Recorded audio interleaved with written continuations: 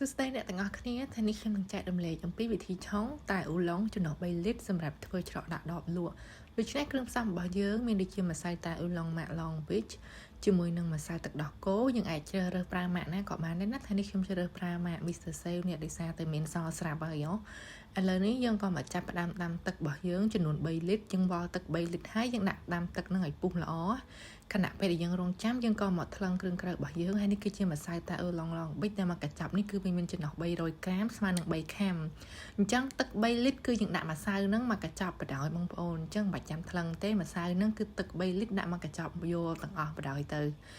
ហើយបន្តមកទៀតយើងក៏ថ្លឹងជាមួយនឹងម្សៅទឹកដោះគោចំពោះម្សៅទឹកដោះគោវិញណាគឺយើងអត់ប្រើច្រើនទេបងប្អូនដោយសារតែម្សៅតែអ៊ូឡុងហ្នឹងវាមានជាតិម្សៅទឹកដោះគោក្នុងនឹងរួចហើយអញ្ចឹងម្សៅទឹកដោះគោយើងប្រើទៅចំនួន100ក្រាមបានហើយដែល100ក្រាមនោះគឺវាស្មើនឹង1ខាំណាបងប្អូនអញ្ចឹងយើងថ្លឹងម្សៅទឹកដោះគោយើង100ក្រាមអញ្ចឹងមកបន្តមកទៀតយើងក៏ប្រើជាមួយនឹងទឹកដោះគោស្រស់กระดาษម៉ាកណាក៏បានដែរចំនួន250មីលីលីត្រយើងវាល់ដល់លេខ250ចឹងមកបន្តមកទៀតយើងក៏បន្ថែមជាមួយនឹងទឹកដោះគោរាវ Carnation ចំនួន150មីលីលីត្រទៀតមកអញ្ចឹងបូកចូលគ្នាសរុបទៅវា400យើងអត់ប្រើទឹកដោះគោរាវ Carnation សុទ្ធទេដោយសារតែរាវ Carnation ហ្នឹងវាមានជាតិខ្ទិះជាតិតលន់ណាអញ្ចឹងហើយយើងត្រូវប្រើលាយប្រភេទដោះគោស្រស់បើយើងញ៉ាំទៅវាអត់តលន់ឥឡូវនេះយើងក៏ប្រើជាមួយនឹងទឹកដោះគោខាប់ចំនួន400មីលីលីត្រសម្រាប់ទឹក3លីត្រហ្នឹងដោយសារតែម្សៅតែអ៊ូឡុងយើងមានជាតិផ្អែមដែរហើយអញ្ចឹងដាក់តែប៉ុណ្្នឹងគឺមកផ្អែមល្មមតែបើអ្នកដែលចូលចិត្តផ្អែមខ្លាំងជាងហ្នឹងឬក៏អត់សូវចូលចិត្តផ្អែមទេអាចបន្ថែមបន្ថយបានចំពោះជាតិផ្អែមណាទឹករបស់យើងពុះហើយយើងក៏ចាក់ម្សៅតែអ៊ូឡុងចូលទាំងអស់រួចហើយយើងក៏កូរ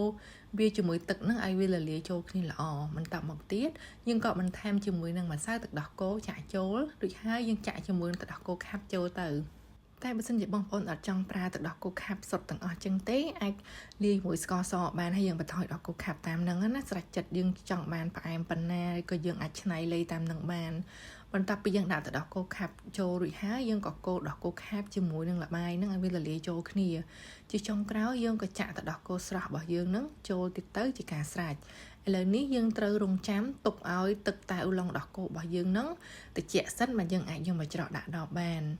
ឥឡូវនេះទឹកតែបើយើងត្រជាក់ហើយយើងក៏មកកាត់គុជសិននេះគឺជាប្រភេទគុជឆ្អិនស្រាប់ដែលមកកញ្ចប់នេះគឺវាមានទម្ងន់2គីឡូបងប្អូនអញ្ចឹងយើងកាត់គុជរបស់យើងនឹងចាក់ចូលទៅក្នុងចានមកបន្តមកទៀតយើងក៏ដួសគុជរបស់យើងនឹងដាក់ចូលក្នុងដបតូចៗគឺដបវាយើងលាងឲ្យស្អាតស្រស់វាស្អាតចាំយើងដួសគុជដាក់ចូលបងប្អូនចំពោះប្រភេទមីនុយច្រកដាក់ដបគឺយើងអាចដាក់បានតែប្រភេទគុជឆ្អិនឬក៏ចំហួយទេយើងអាចដាក់ប្រភេទគុជស្ងោរបានទេហើយចំពោះមីនុយនេះដែរគឺយើង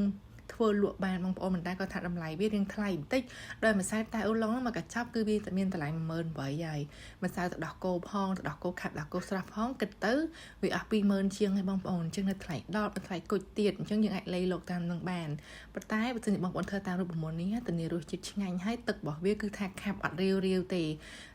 ចំពោះ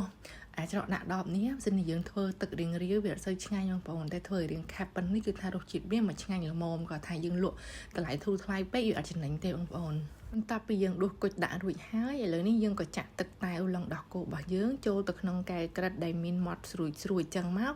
គឺងាយស្រួលចាក់ចូលទៅក្នុងដបតូចនេះបងប្អូនដបតូចនេះគឺវាមានចន្លោះ220 ml តែបើសិនជាបងប្អូនចង់បាន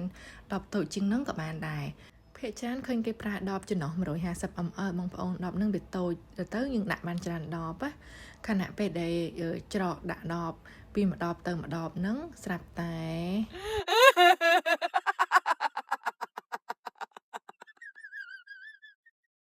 កពុបអស់ប្រហែល2ដបបងប្អូនដូច្នេះទឹក3លីត្រច្រកបានតែ16ដបទេបើសិនជាអត់កពុបទេអាចបានប្រហែល18ដបដែរចំពោះ100ច្រកដាក់ដបនេះគឺយើងត្រូវក្លាសេក្នុងទូទឹកកកឲ្យបានមួយយប់ចាំយកមកញ៉ាំមិនវាចូលជាតិឆ្ងាញ់វាត្រជាក់ខ្លាំងណា